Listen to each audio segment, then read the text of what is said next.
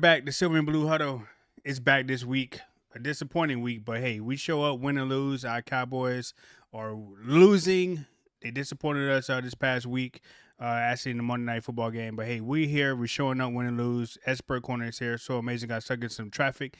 He's not going to be able to make it tonight. But hey, you got us too, and we're here to break it down exactly what happened with our Dallas Cowboys, the future of our Dallas Cowboys, and whatever else we want to talk about with the Cowboys. But I'm disappointed. I don't know if I should be mad. I don't know if I should be happy. I don't know if I should just go ahead and just jump off the bandwagon. I just don't know what to think when it comes to the Dallas Cowboys. Like, they blew the game. They snatched victory from the jaws of victory. If that's even possible, Esper. I don't even know if that's even possible. But the Dallas Cowboys made it possible somehow. Like, you had the game won. All you had to do was a few certain things. All you had to do was really just get away from the ball. That is special teams 101. That is football 101. My man, why are you trying to be a hero? And then you can't even like scoop up the ball. Like, what are you doing out there? But let's hop right into the Monday night game. What's your thoughts? So the answer to your question, to all three of your questions, is yes. You should be upset. You should be happy, and we should all jump off of the bandwagon. Yes to all three. You got to feel sorry for him. I mean, he gets called up from the practice squad yesterday to play in the game. He's activated. They need more special teams help. They needed help in the secondary. And he probably has the worst play of his NFL career. He thinks, I promise you, he feels worse than any of us Cowboy fans. Here's the other thing I saw on the punt was it wasn't even like Fossil didn't even call a block. The guy that blocked the kick, the Bengal whiffed on him, and he just had a free run. Like, he didn't have anything else to do. It was just a fluke play. But you know, Rich and I usually talk during the Cowboy game, shoot text back and forth. And I told Rich yesterday, this is the most undisciplined, uncoached football team in the NFL. The penalties, the bonehead plays on special teams, every kid in America that plays football knew when that ball got blocked and it went forward, you don't touch the football. Right. But here's why they are the most uncoached football team. And let's talk about it. Rico Dowdle is the MVP of this football team on offense. Love CeeDee Lamb. When Dak Prescott is playing, CeeDee Lamb is filthy. Last night, Cooper Rush threw for 183 yards on 31 attempts. Rico Dowdle, 18 carries, 131 yards, averaging 7 yards a carry. Why is he not getting the football 30 times? That offensive line blocked the heck out of the Bengals. The Bengals couldn't stop a nosebleed in the run game. And the one that pissed us both off the most is in the second half. The game is tied. It's 20-20. You turn around, you hand the ball off to Rico Dowdle, and he runs for 14 yards. Facts. And he never sees the ball again on the drive. You throw 3 incomplete passes after that and punt the football back to the Bengals. This is why Mike McCarthy has to go. And that series ain't even the only series. You can go back in the first half. Rico's having a great drive, 3 incomplete passes, they punt the football. When they were on scoring drives, Rico was a big part of that, running the football, catching the ball out of the backfield. Rico played really well yesterday. Right. But you want to drop Cooper Rush back like he's Dak Prescott and throw the ball 31 times to who? I mean, CeeDee Lamb had what? 6 catches, Jake Ferguson 3, Schoonmaker had 2, and then everybody else had 1. Right. You know who didn't have 1? Jonathan Mingo. He's literally caught like 2 passes since we traded a 4th round pick for him. See, this is my biggest beef with this coaching staff is that you had a Bengals team who is giving up 20 plus points a game, 24, whatever it is, points a game. And their offense is scoring 23, 22 points a game. So they're about even. And you have an opportunity to beat them, to go on a 3-game win streak. You got the Panthers next week. And the guy that's getting you yard after yard after yard, you just go away from him. Right. And you put the ball in Cooper Rush's hands. And we see where that got you, right? He threw one pick. He did hit CeeDee Lamb with a nice touchdown. He hit Brandon Cooks with a nice touchdown. Right. Again, we've said it on this podcast before, Rich. He's serviceable. He's a serviceable backup. But he's not going to come in the game and make teams scared of him throwing the football. He's not coming out and throwing for 300 plus yards, 3 touchdowns, and putting your team on their heels on the offensive side of the football. He needs help. Right. He missed CeeDee Lamb multiple times yesterday wide open. I can see why CeeDee Lamb is frustrated. Then CeeDee Lamb is hurt. He's not 100%. He got a hurt shoulder. We're running reverses with him. What are we doing? Like, this coaching staff has got to go. And listen, if I'm Jerry Jones, yesterday was Mike McCarthy's last time coaching the Dallas Cowboys. If I'm Jerry Jones, that's me though. Right. And I totally agree with you as well. And we both saw the same thing because immediately after that drive, that particular series where it was like 7 minutes left, 2020, the Cowboys had the ball. Rico goes for 14 yards, and I see three incomplete passes immediately after that. I said, hey, let me take a screenshot, send this to X, which I did. And I was like, this is why we're going to lose. Like, what happened? Run the ball. Even when we got into the red zone, we would be on like the 10 or we'd be on like the 8 or whatever. And you know what they do? They drop back and pass instead of running the ball with Rico Dowdle, who actually got them to that spot. Even Rico was the best running back. Zeke even got some touches in the game, and he didn't do nothing. I don't even know why Zeke is even on the team any further. I mean, yeah, he can block a little bit, help you with the plays, a little pass protection, but don't get that man the ball. Just continue to get the ball to Rico Dowdle. Please, Dallas Cowboys. And like I said, the run game was going. Cooper Rush couldn't even beat the worst defense in the NFL with his arm. Like, he throws 5-yard passes at a time, which is fine. Take the checkdowns, but my man, you got to throw the ball down the field at some point. And even like I had issues with their defense as well at times because while I don't understand why they was playing so off on Jamar Chase, the man is just doing 7-yard out routes and getting into the Cowboys zone with nobody around them for at least about 7 or 8 yards. Like, how you let Jamar Chase just continue to go off? Jamar Chase, a great talent, great player. He can't be stopped. He can be limited. He can't be stopped though.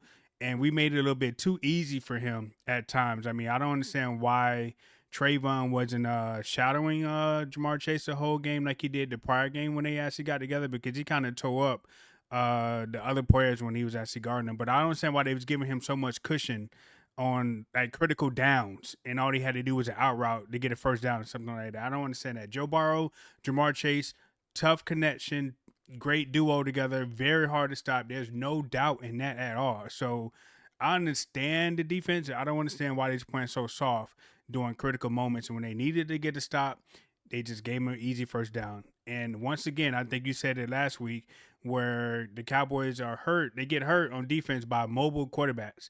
Joe Burrow was able to escape the pocket a few times, make some plays with his legs or whatever, give the receivers a little bit more time to get open. You know, some of them would just kind of like miss tackles, and Joe Burrow just eluded a few tackles or whatever. But mobile quarterbacks has always been an issue for the Dallas Cowboys. Hopefully, they're able to maybe get that fixed. But I don't like the cushion that they gave him on defense. I don't like Mike McCarthy once again abandoning the run game for Cooper Rush. Cooper Rush don't deserve that. He didn't earn any of that to be dropping back passing like that. And he sure ain't no Dak Prescott. So yeah, I don't understand what they see in Cooper Rush that says we want this guy to throw 30 to 40 times in a football game. Maybe they're seeing something we're not seeing because I don't see that type of quarterback in Cooper Rush. No. Now, when is Cooper Rush successful? When he has a running game that's successful and you're leaning on that running game and teams are stacking the box trying to stop the run game. 100%. The other thing is that Joe Burrow force-fed his wide receiver. Mm-hmm. Chase got the ball. I think he had 18 targets last night, and he caught 14 passes. That's force-feeding your talent. That's scheming a way to get your guy open. We got to listen. I don't care what anybody says. As a homer, I'm a Dallas Cowboy. I'm gonna put my wide receiver up against anybody. But if you can't tell that CeeDee Lamb is just as good as Jamar Chase, we not watching the same NFL. CeeDee Lamb is on that level. Right. The Bengals force feed number one. He came out in the pregame warm-ups. I don't know if you saw it. He had a 7-Eleven shirt on, said always open. That was filthy, right? They understand, and I get why Mike Zimmer may not travel Trayvon Diggs with him because they trust Deron Bland on the other side. Right. Here's the problem with that, though, Rich. The Bengals were smart. If you paid attention last night, in the first quarter, probably 90% of the time, Jamar Chase was lined up on the outside with a corner, Deron Bland, or with Trayvon Diggs. Right. And he didn't really have the great. I mean, he still caught a couple passes in the first quarter. The Bengals said, you know what? We're going to put him in the slot. You don't want to travel with him? We're going to put him in the slot and make Jordan cover us. Yeah. He torched Jordan Lewis more than anybody else in that game. Yep. And he does that because, for whatever reason, Mike Zimmer thinks people are scared of that double A gap fake blitz. The problem is you don't have linebackers talented enough. Now, don't get me wrong. I love Kendricks. When Overshown is in the game, I love those two guys at linebacker. They're very talented linebackers, but they're not getting out of that double A gap and getting where they're supposed to get when Jamar Chase is in the slot. They're struggling to get back into that zone covers that they're supposed to be in, and Joe Burrow took advantage of that. Then the other thing is the Bengals really didn't think you were blitzing, so Joe Burrow had time, set up his protection, and like Rich said, he extends plays with his legs. And when you extend plays and you got a wide receiver like Jamar Chase, you can't guard him for 5 seconds. He's going to find a way to get open. Right. I don't care who's covering him. Deion Sanders is in Colorado. He ain't covering Jamar Chase. Yes, the Cowboys had that same thing, and I don't see them doing that with CeeDee Lamb. I don't see them. Yes, now he's in the slot, he's outside, but I don't see them force feeding him the football, trying to get him open. And also, I don't see him like CD running the same route combinations or running the same motion that Jamar Chase actually does, other than unless he's running like a jet sweep or something like that. And that's normally what he does when he's lined up in the slot. Like the routes that Jamar Chase was running, I mean, they was fairly simple. Some of them were just simple drags across the field. And because the Cowboys is running that stupid double A gap, once Kendrick like moved back, Jamar Chase was like going across his face. It was that easy. Like, yeah, there's got to be a lot of change with this team, and now you lose Overshown for a year probably. Like he tore everything in that knee. That's a 7-8 month recovery process. right. So you may not see him back till halfway through next season, and that's tough. It's one of those things. The Cowboys had a chance to win the football game. Their defense did not play outstanding, but they kept us in the ball game. The offense didn't play outstanding. They kept us in the ball game. And Rich, we've talked about on this podcast, the NFL is a game of inches. And the inches start to add up against the Cowboys yesterday. And you make a mental mistake here. You make a bad coaching decision and don't feed your running back. Those things start to add up. And yeah, the Bengals are what, 4-8? They're a better football team than that. Their defense has not played well, and their offense has kept them. The only reason they've got 4 wins is because of their offense. Their defense is absolute horrendous. They just got to go up against a Cowboy team that doesn't have a quarterback. So now the season is over, Rich. So now what do we do? Because now it's time to start evaluating talent on this football team. If I'm Mike McCarthy, and listen, I tweeted yesterday, I don't care if every player in this organization comes forward and vouches for Mike McCarthy. There's no way you can bring him back, right? So Amazing touched on it last week. He's got no fire in that locker room. I feel like he's going to the post office to just buy stamps. He's some old guy retired. He's just got to get a stamp. He's got some gardening to do at home. Oh, and by the way, he coaches the Dallas Cowboys. Right. It's embarrassing. Like yesterday was the first time I saw him animated on the sideline yelling at a coaches or players or whatever. But at this point, it's too late, Mike. Like, you're the offensive coordinator.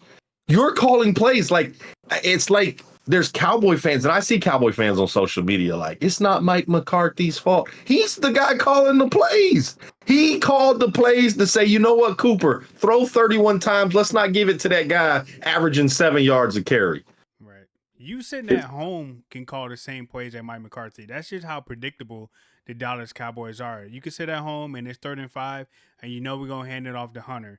You see the little tight formation, you see CD going in motion, you know it's a jet sweep. If we're at home watching it on TV, what do you think the defense live at the football game knows about that play? Like the Cowboys are just very, very predictable when it comes to their play calling. Mike McCarthy has become very, very predictable. I mean, maybe we need to go out and just get like an old Jordy Nelson player and come to the Cowboys, because Jordy Nelson will run like deep, deep posts and Aaron Rodgers throw the ball. And I ain't seen none of that when Mike McCarthy came to the Cowboys, even in his first year. He like those type of plays. The Green Bay Packers back in the day, if you ever watched them when they had Rodgers and Jordy Nelson and Mike McCarthy, it would be they would get the ball first drive, first play, Aaron Rodgers throw it deep. Jordan Nelson going deep on a deep post, score. This is the very first play. Like they would do a play action. We ain't seen none of that creativity since Mike McCarthy came to the Cowboys. They come out and run stock plays. It's kind of like when you be playing Madden a little bit. Somebody come out in formation. They don't flip it. They don't run no motion. They just run a very stock play. Like it's stock. Like what you mean? How can I not stop this? You're not doing anything. Like you ain't coming out changing your offense. And I think for me, the key indicator that it's a 4th quarter. We all watch football. We're big football fanatics. 4th quarter. You know what your thinking is, and you're powerful running, and the run game is there, right? 4th quarter, the run game has been there all game long. What do you normally do in the 4th quarter when you got a team down or it's tired or whatever? You run the ball. So Rico came out and ran for 14 yards. That's the key indicator that the defense is tired. You got them exactly where you want them. So what do? You come out and run the ball again. And then you keep running the ball again and again. We should have became the Detroit Lions on that drive. If you watch the Detroit Lions part about a few games ago, when they went into overtime, Jared Goff did not pass not one damn time. You know why? Because the defense was tired and they ran the ball from the 20 to the touchdown because they knew the defense was gassed. That's what you do when you have a team down and the run game has been working all game long. I'm thinking this is why we established the run to begin with, because become the 4th quarter, that defense is tired. They ain't going to be able to stop nothing. You be able to push them around. And when Rico ran for 14 yards on that first play, that should have been an indicator that, hey, let's stick with the run. What are we doing? He's averaging 7 yards a carry. The other thing is that offensive line has not played together, right? You lose Cooper Beebe at halftime to the concussion. You got Hoffman, you got Bass in there. You got Steele. So what do those guys know how to do? It's easier for those guys to run block because it's an assignment. We're running. We're not having to drop back and pick up where the blitzer's coming from, where we're sliding protection. We got a backup quarterback here. That's the thing that teams do well is let's run block, right? Let's get downhill. And if you watch yesterday, they were zone block running. Everybody just running to the left. Rico Dowdle, find the spot, cut back, whatever you need to do. Yeah. Rico Dowdle has improved so much this year. The beginning of the year, remember, we were talking about this is why we should have kept Tony Pollard. At this point, Rico Dowdle is Tony Pollard to me. He's done really, really well. Yes. And then we just go away from him. We put Zeke. Now I get it. Rico gets tired. You put Zeke in. And then when the Cowboys put Zeke in, they're not fooling anybody. They're running draw. Inside zone with Zeke. That's what they're doing. There's no, it's not unique. They're not trying to get him on the edge. They're not pulling guards. They're trying to run smash mouth with Zeke because they think he's a bigger back. He's going to go get 3-4 yards. Nah, and he does. The Bengals know that. Yeah. It's frustrating to me because you see the success throughout the game. You see them start to do some things like, okay, run. They run it. They gash in the Bengals in that when they scored the first time, they gashed the Bengals all the way down the field. And then Cooper Rush he throws 2 horrible incomplete passes, gets into long 3rd down. The Bengals bring the blitz. CeeDee Lamb wins a 1-on-1. And he was They got throwing to down there the with the spot run game. regardless. Like he was throwing that on that fourth down. He threw to a spot. Luckily, Yeah. CD was wide open. I mean, he lofted up there. I thought it was going to be a great night with the Cowboys because they scored 7 on their very first possession. I was like, whoa, tonight might be the night. It's looking pretty good. Dallas Yeah. Cowboys came out on their first possession and moved down the field and actually scored 7 instead of 3. So before we move on, let's just talk about that blunder, right? You've been a coach. I played football before. Special teams. Even though it wasn't a call block, and he did get there, but as Yeah. a special teams coach, before they go out there, you go out there and you tell them the situation, and then you also remind them that hey, if we do get a block or whatever, get away from it. I think the code word is Peter, is what you say when you get a Right. block kick or something like that. So Everybody yells Peter. I will say this. I have coached at every level except college in the NFL. So in high school, even in high school when I was a player, when I played in college, when I coached high school football, we had periods of special teams where we went over these things, right? Facts. If we block a kick, an extra point, a field goal, we block a punt. You guys, we have one person that's the voice. Usually it's the returner. You're listening for that call out, whether it's Peter or whatever your call was. And you have to know those things, and that's part of coaching, right? So now are the Cowboys coaches going to come out and say, we went over this. He knows better than to touch that. They're probably not going to come out and say that. But for me, that's coaching, right? Because as soon as that ball is blocked, if your team is prepared, if they're ready for every scenario, regardless if it's your first day or your 100th day on the NFL roster, it's not your first day playing football, right? You've had this drilled in your head at some point. Get away from the ball. Get away from the ball. I have not watched the all 22. I've seen a couple plays of some other guys that I follow that have broken it down. I'm anxious to see the block punt from the all 22 to see what Turpin is doing. Is Turpin running to that football, yelling, get away from it, Peter, don't touch it? That's the other thing. Why is there not 10 other guys yelling and screaming, get away from it, get away from it, get away from it? It's going to be interesting to see. It just sucks that it's a guy that just got brought up from the practice squad, just got activated.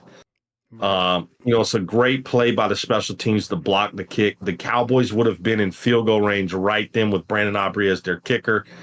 They got a chance to milk the clock if they could kick a field goal and win that ball game 23-20. But they don't. And then the Bengals did exactly what they were supposed to do. And that was the thing on that drive where the Bengals went down for the touchdown.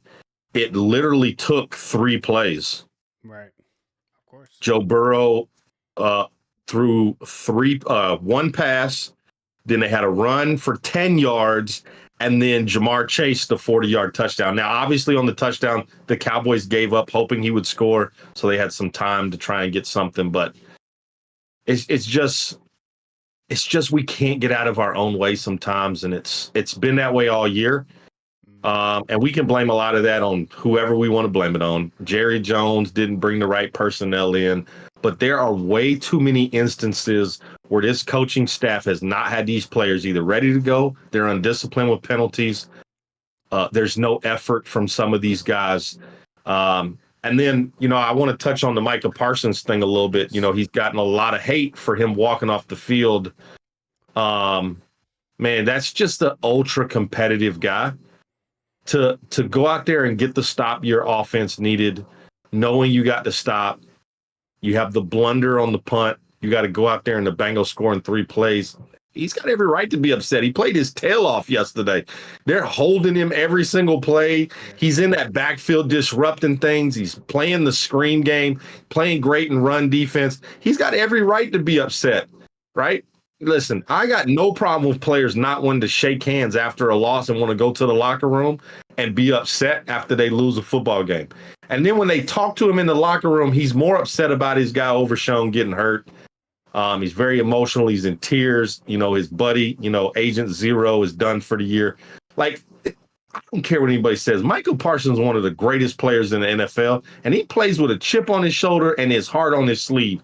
And that's the type of player we want in Dallas. So I had no problem with him walking off the field last night. Yeah, I mean, at points like it goes to like even when they try to do post game interviews with players and they like so animated or they get so emotional based on like what previously happened, where or not they win or lose. Like we got to give them that space immediately after the game to allow them to get that emotion out of them, because if not, you're going to get like an uncanny interview or something. They're going to say something, or you may say something that just may tip him off or whatever. But yeah, he's super competitive. I have no issue with him just going off the field like that, because he was upset. He had every right to be upset. They had just got to stop. He played hard.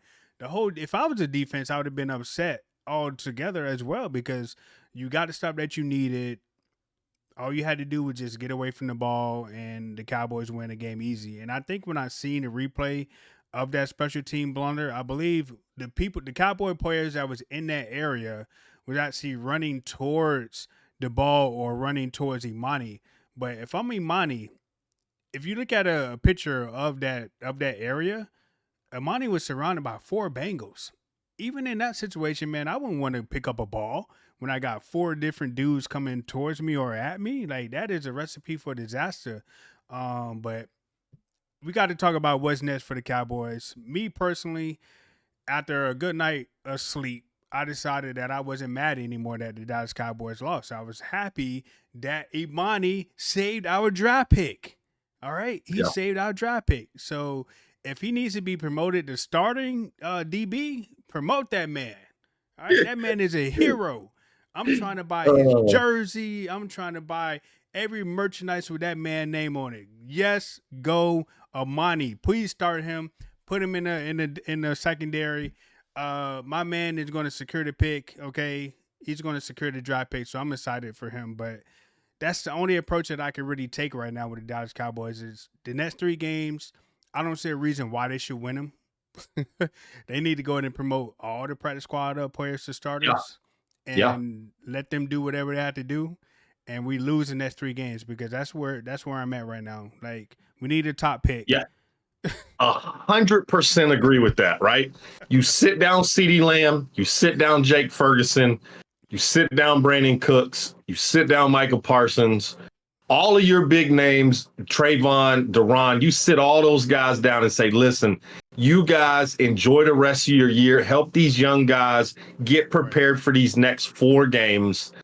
You got the Panthers, the Bucks, the Eagles, and the Commanders. Let's find out who on this roster can help us next year. Okay?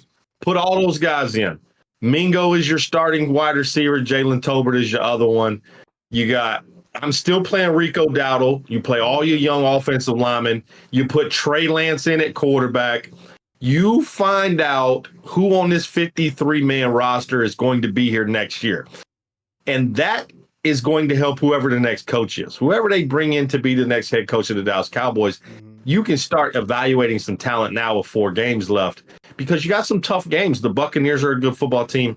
Even though the Eagles struggled versus the Panthers, they're still a good football team that run the ball really, really well. The Commanders are playing well. And look at the Panthers. The Panthers, if Leggett learns how to catch a football, they beat the Eagles on Sunday. So, it's not 4 cakewalks. They got 4 tough games coming up. Let's find out who's on this roster before we get into next year. And as GM, right? As Jerry Jones as a GM, it's probably not ethical to make that call, but can he make that call? This ain't the NBA to where they fine you for sitting your starters. This is the NFL. NFL don't care about that. Absolutely. Jerry Jones needs to get on the phone with Mike McCarthy and say, hey, be in my office Tuesday morning, Wednesday morning. I need you in the office. Yeah.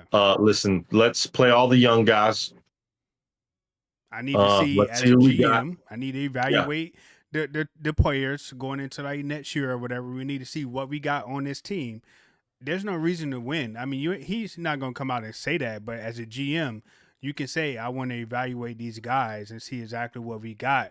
Let's, Yeah, and who knows what happens. Right now, you have the number 10 pick. Right. Chicago wins another game. You move to 9. Cleveland may win a couple more games. You have a chance to get into the top 10 with a draft pick at 8, 7, somewhere in there. That would be really, really nice. What you don't want to do is all of a sudden be ultra competitive here these last 4 games, win 3 of the 4, 2 of the 4, and next thing you know, you're at 17, 18 picking. For what? Just to miss the playoffs and miss out on a draft pick would not be smart.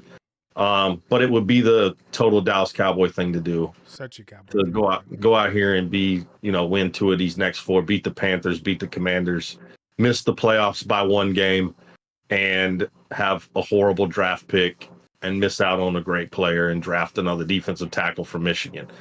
It would be the total Dallas Cowboy thing to do, and I could see him doing it. Right. So hopefully, I mean, like I said, Jerry, as a GM, as an owner, go and make that call and want to evaluate the young talent on the team, because after yesterday, the playoff hopes are pretty much at 0 right now. Like, I don't care if they win out; they need too much help. So at this point, just tank, and tank, and tank and tank some mo.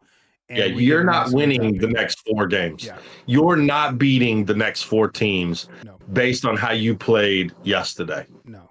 And You're you don't need to win the next 4 games. I mean, come on. The Giants cut Daniel Jones. They benched their second quarterback, and they on their third quarterback. So they pretty much ensured that they was tanking. Like, they knew that that Drew Lock wasn't going to be the guy.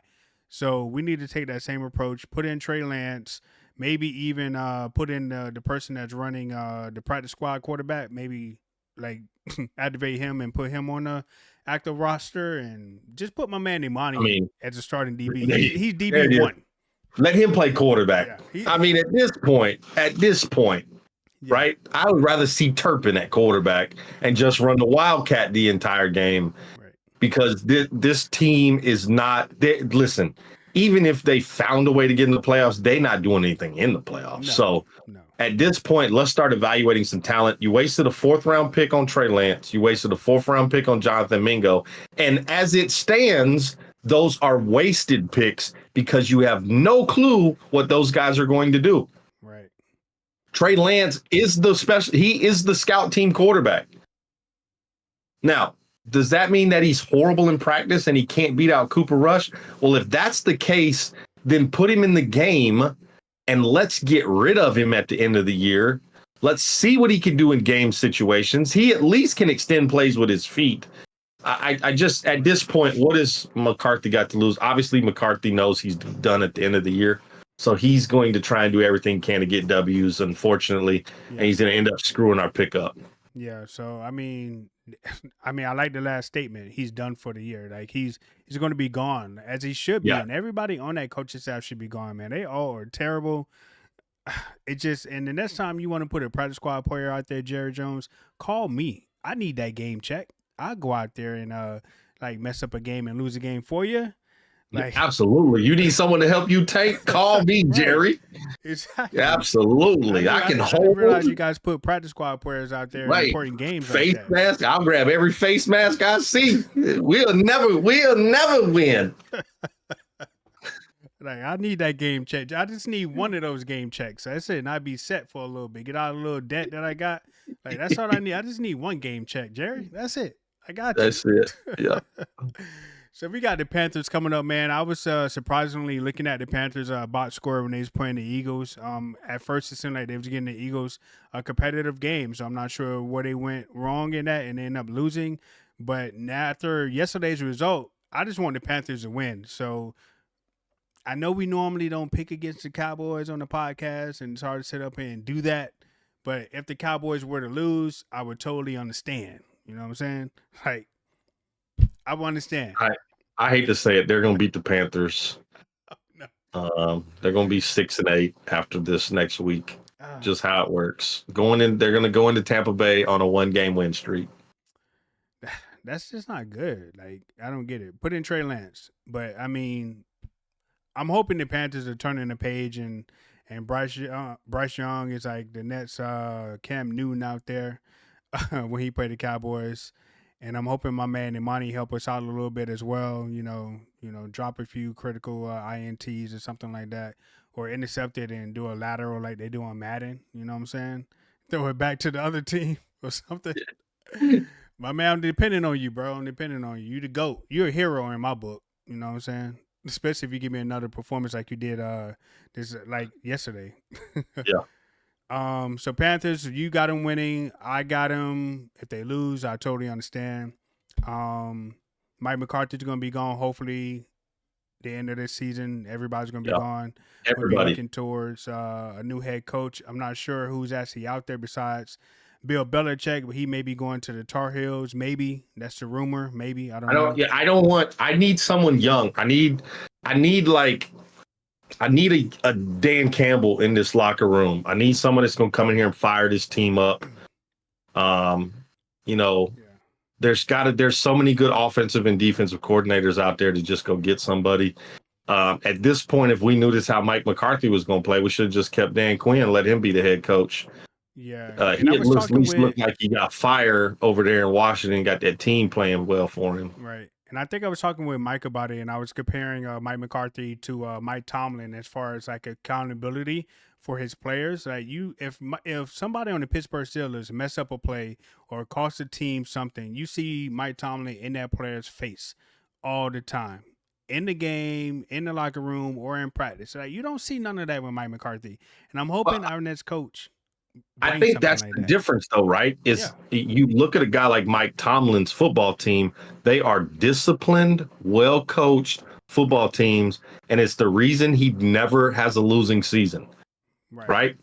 They have homegrown talent and they build a culture there in Pittsburgh, and that's why they are successful. You see a guy like Bill Belichick when he was with the Patriots. If you screwed up, you was gone.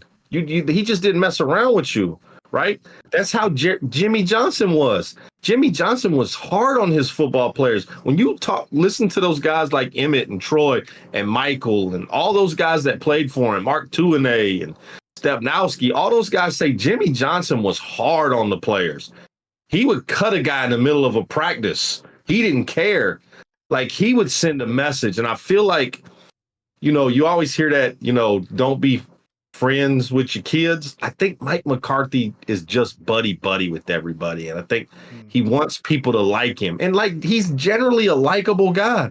But there are places for likable guys in the NFL. And it's called go on NBC, ABC, Fox, ESPN, and talk about football. You should not be on the sideline coaching grown men to be successful in between those lines because they are not listening to you.